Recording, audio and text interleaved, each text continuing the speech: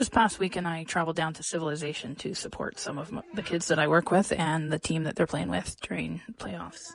Despite looking calm and collected on the outside, my service dog was far from fooled, as my stress levels were going through the roof. The amount of people and the noise were definitely having an effect. On the plus side, if my Garmin app had a high score for stress, I'd totally get that badge. All 3 days, I did what I had to do, kept my service dog handy, and made sure we took breaks to reset as much as we could. Unfortunately, the cumulative stress was starting to take a toll. Honestly, I felt like one of those folks that do the handstand on the edge of the building, and the slightest, bit of wind or just even weight shift can make everything go sideways. Well, count on a major activation for most in my shoes, the large warehouse store.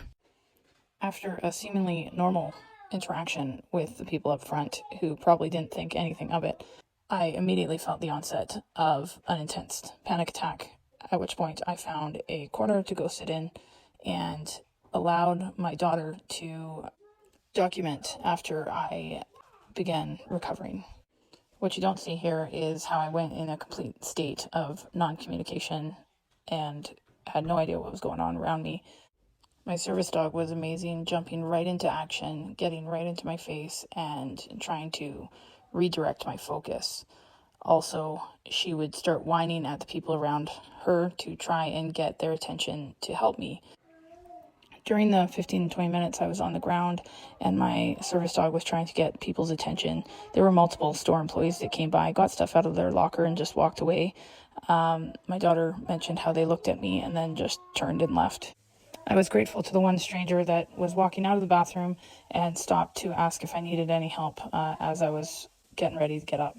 The only reason I mention this is we hear often that people support military and first responder mental health, but multiple employees and many, many people walked by and only one person asked.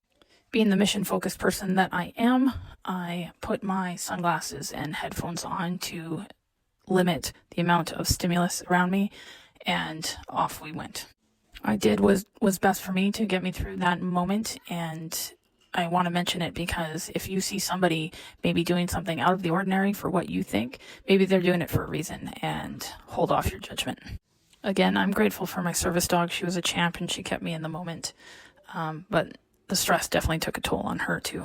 Panting and yawning are signs of her taking on my stress, and so we made sure to go get a good exercise and regroup once we got out.